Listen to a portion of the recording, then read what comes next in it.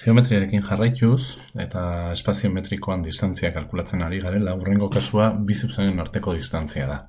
Baina, bi zuzenen arteko distantzia egiteko bi kasu dauzkagu. Batetik, bi zuzen horiek paralelok direneko kasua, adibidez, demagun dauzkagula R eta S bi zuzen paralelo. Vale.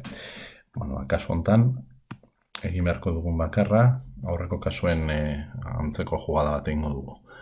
Zuzen batetan, puntu bat aukeratuko dugu, A puntua, eta egin behar dugun bakarra da, puntu horretatikan beste zuzenera dagoen distantzia kalkulatu.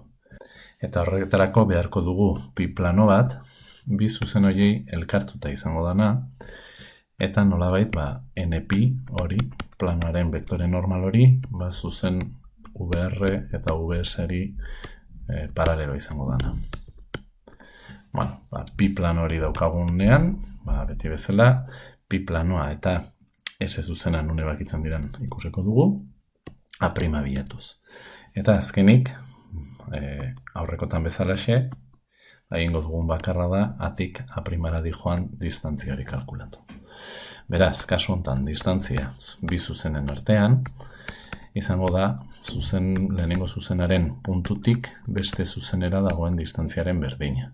Eta hori egin ahal izateko, azken finean egingo duguna izango da, A eta bere proiekzio ortogonalaren esen gainean arteko distantzia kalkulatu.